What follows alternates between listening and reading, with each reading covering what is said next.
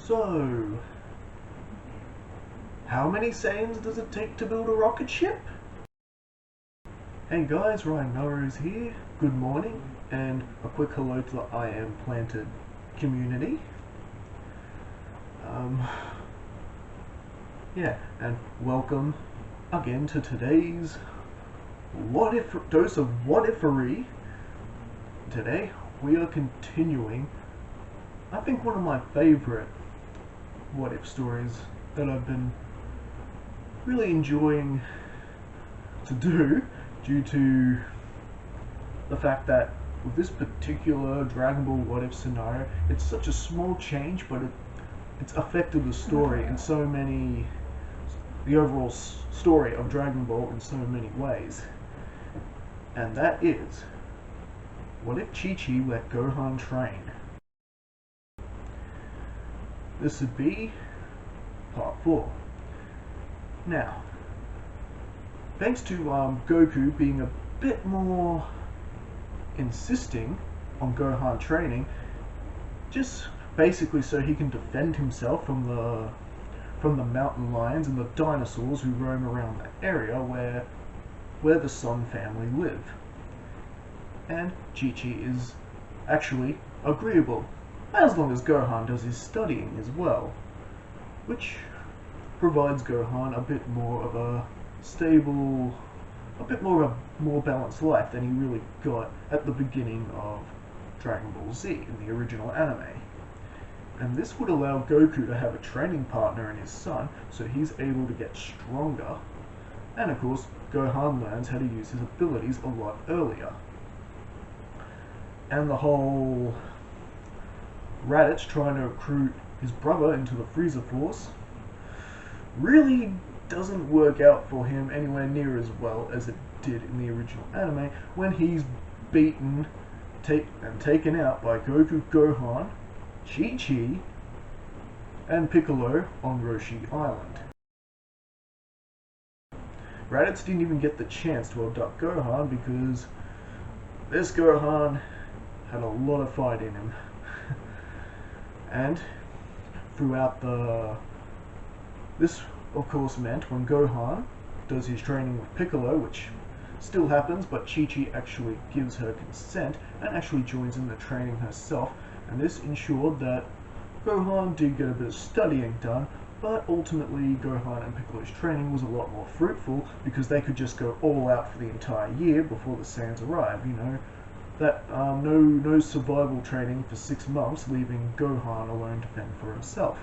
Gohan already has those skills because he's been training with his father.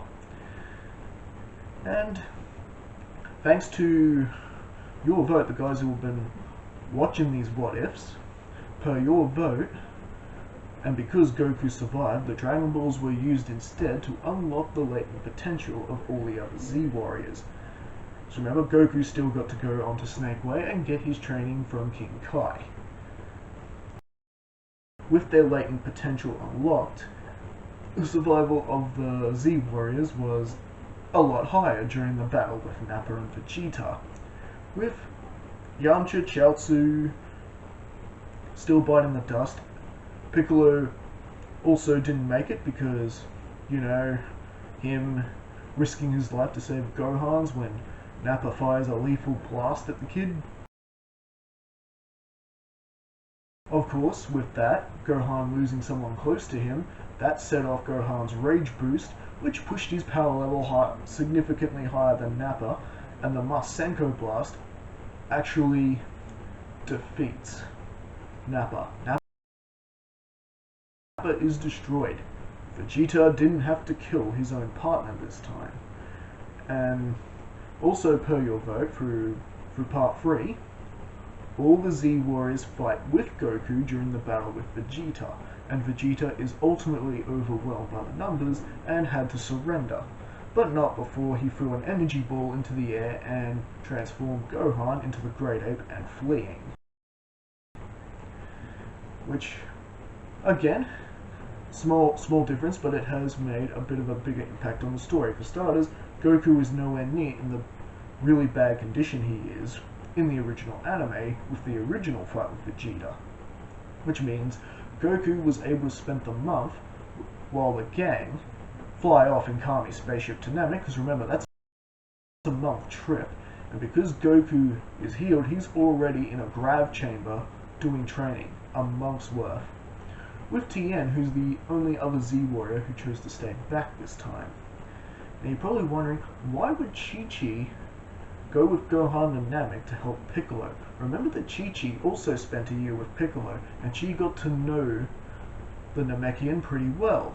She understands that Piccolo is not as evil as they once thought. And Gohan could see it right away. And Chi-Chi got to know Piccolo a lot better and realized that Piccolo would never do anything to endanger Gohan. And so Chi-Chi, feels like she owes Piccolo one for what he did for her family.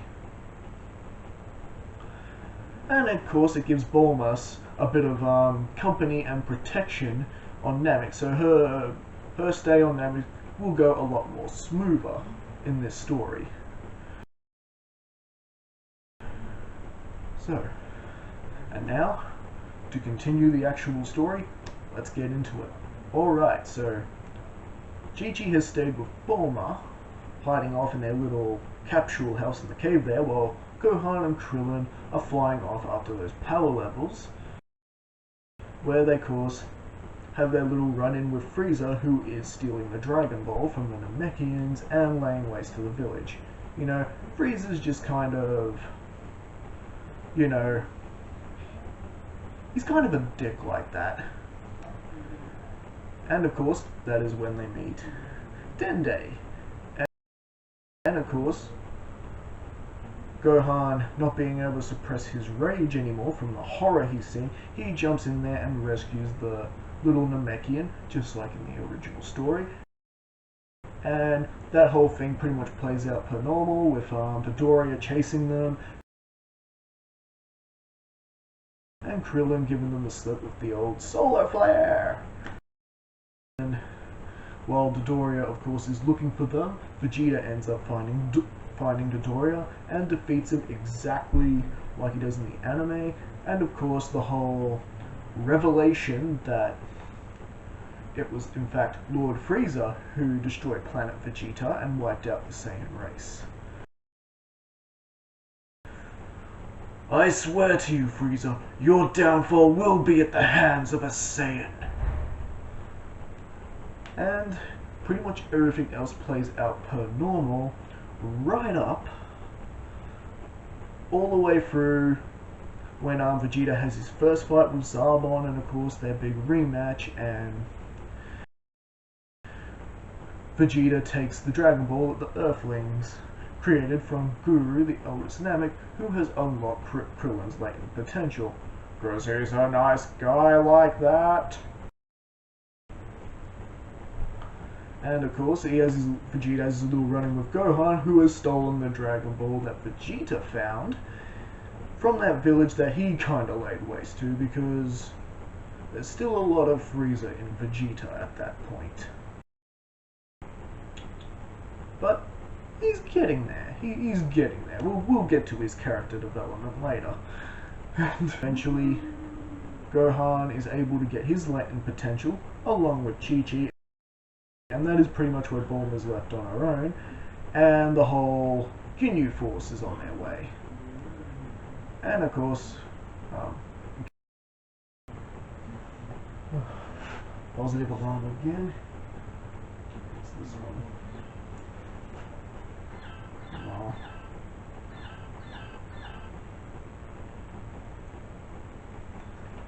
Sorry. So yes, Gohan has his latent potential unlocked, and Vegeta is in hot pursuit, sensing the spike of power, and then of course they sense that the Ginyu Force are approaching. Now meanwhile, Tien and Goku are on their way to Namek and have begun their training in the spaceship.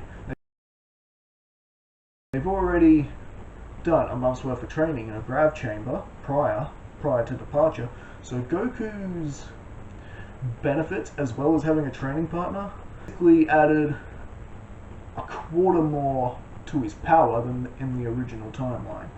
So remember, Tien's human, so Goku's progression to the 100 times gravity is a bit slower because Tien's got to catch up.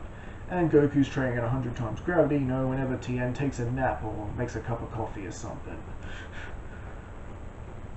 But significantly, Goku is like I said, he's stronger than he was in the original timeline, while Tien is about 40 to 50,000. He could fight off Zarbon. Tien could fight off Zarbon if he had to, as well as maybe even stand up to Raccoon.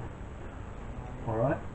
Now with the addition of Chi-Chi in the Battle of the Ginyu Force, they're able to hold off the Ginyu Force a lot longer, and Gohan, who is of course stronger in this timeline, remember the whole trained early thing, he and Vegeta are actually double teaming Raccoon and are actually putting up a lot better fight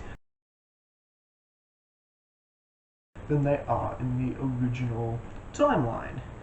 But ultimately Raccoon does get the better of him, but before Gohan can get fatally wounded, Goku and Tien arrive just in time, and they just straight out lay out Raccoon.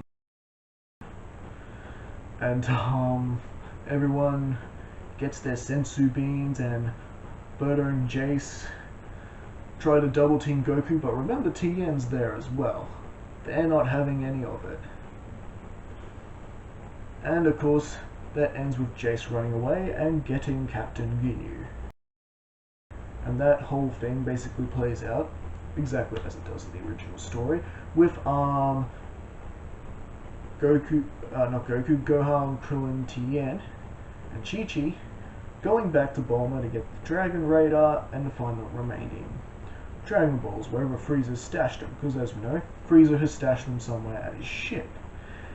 And it's just Goku and Vegeta left to deal with Jace and Berta. Oh wait, now Vegeta's run off too, because now he's realized Frieza's ship is completely unguarded. Vegeta can't sense Frieza's power level at the ship, because Frieza is looking for any more Namekians who could tell him the password to unlock the Dragon Balls. Because, yeah, Frieza does not know the password, and you need to say the password in Namekian. Alright, so with that in mind, Vegeta, of course, gets to the ship first, lays waste to the remaining Frieza force there, and the rest of the Z-Gang eventually arrive and uncover the Dragon Balls. Meanwhile, the whole Goku and Captain Ginyu fight is going on per normal, eventually with the whole "change now!" and Ginyu does the whole body snatch thing with Goku, and that little shenanigans plays out as per normal. One fooled at first, but Chi-Chi is not fooled for a second. Chi-Chi is well aware this is not her husband, and Ginyu is actually having a lot more harder time fighting them off this time than in the original, because remember, you got the addition of Chi-Chi and Tien Shinhan. And Tien Shinhan has never been shy about throwing punches at Goku. Because remember, they had quite the intense rivalry in Dragon Ball. And that plays out with eventually... Meanwhile, of course, Vegeta and Chase are having their battle, and Vegeta disposes of Jace. And then with Goku, who's now in Captain Ginyu's body, showing up, yeah, Captain Ginyu's in a lot of trouble, and then he tries to switch bodies with Vegeta. So remember, Vegeta is still a bit of a bad guy, so Ginyu might have better luck actually using his body than he does using this goody-goods body. So when he tries to switch bodies with Vegeta, Goku of course jumps in the way and gets back in his own body, and then eventually Captain Ginyu tries to do the exact same thing again to Vegeta, but Goku of course throws the frog in front of him, and we get Ginyu the Frog.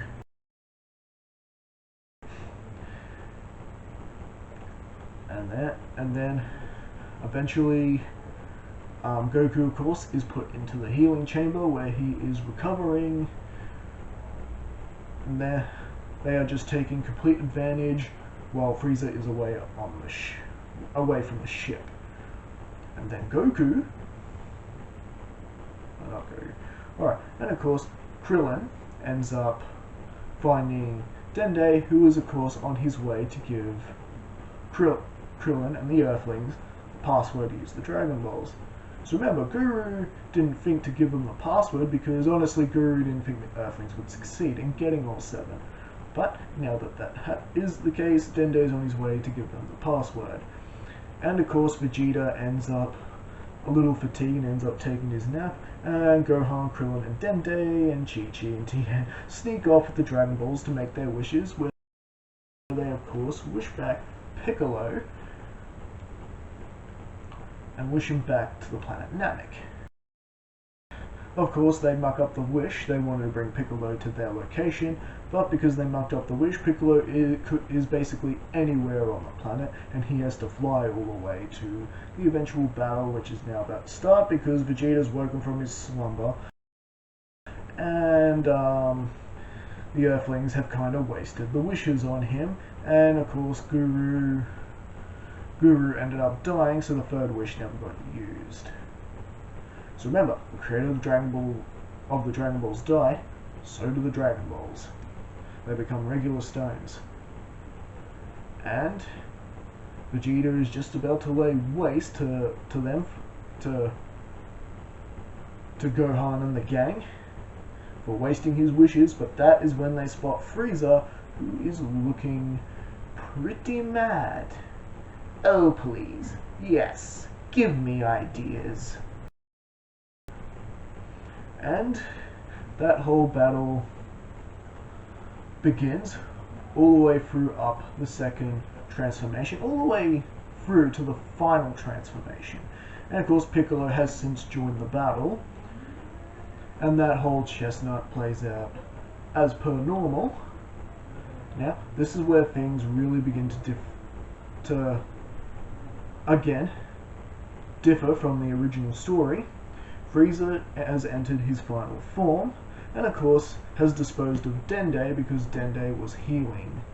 He spotted Dende's ability to heal the other fighters,